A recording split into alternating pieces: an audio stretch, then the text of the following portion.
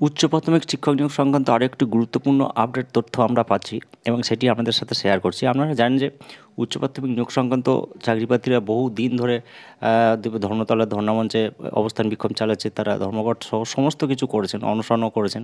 তো এখনও পর্যন্ত যেহেতু উচ্চ প্রাথমিকের নিয়োগ সংক্রান্ত বিভিন্ন মামলা কোর্টে, হাইকোর্টে বিচারাধীন বিষয়, তো সেই অনুযায়ী যে কমিশনের চেয়ারম্যান সিদ্ধার্থ মজুমদারও বলে দিয়েছেন আদালত যা নির্দেশ দেবে সেই অনুযায়ী সিদ্ধান্ত নেওয়া হবে। তো এই সংক্রান্ত একটি আপডেট তথ্য আমরা পাচ্ছি 26 জন যারা পিটিশন আছেন মামলাকারী তাদের জন্য কেন 13,000 শিক্ষক নিয়োগপত্র পাবেন না, এই নিয়ে কী আপডেট তথ্য উঠে আসছে অবশ্যই আপনারা জানবো এবং আপনারা অবশ্যই চ্যানেলটিকে সাবস্ক্রাইব করে দিন। তো চলুন কী তথ্য আমরা পেলাম সেটা আপনাদেরকে জানাই। তো যেটা বলা হচ্ছে যে 26 জনের আবেদনের কারণে 13,000 শিক্ষক নিয়োগের সম্পূর্ণ প্রক্রিয়া বন্ধ করা ন্যায়সঙ্গত নয়, এটা বলছে হাইকোর্ট। তো চলুন আমরা বিস্তারিতভাবে জানি।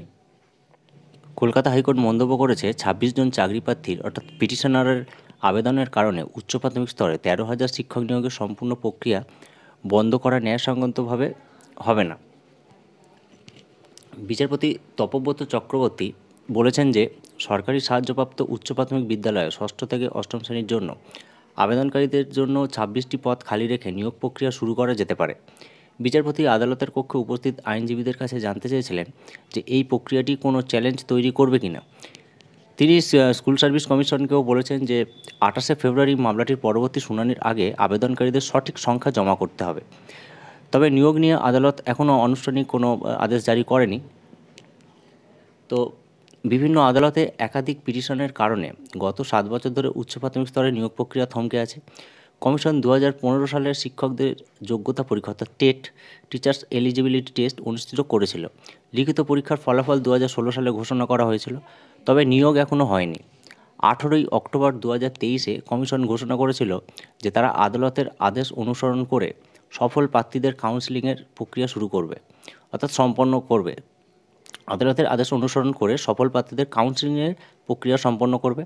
কিন্তু কমিশন কোনো নিয়োগপত্র জারি করেনি, কারণ আবেদনকারীদের একটি অংশ স্ক্রিনিং প্রক্রিয়ায় অসঙ্গতির অভিযোগ করে বিচারপতি সৌমেন সেনের নেতৃত্বে ডিভিশন বেঞ্চে চলে গিয়েছিল।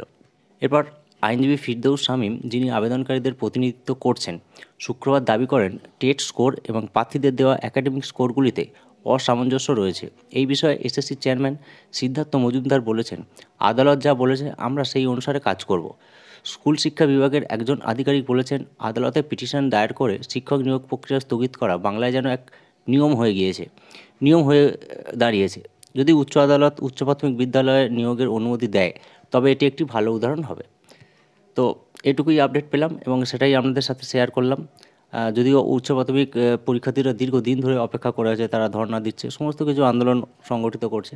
এখন দেখা যাক কবে এই নিয়োগ প্রক্রিয়া সম্পন্ন হয়। আপনারা অবশ্যই সঙ্গে থাকুন, চ্যানেলটিকে সাবস্ক্রাইব করে দিন। ধন্যবাদ।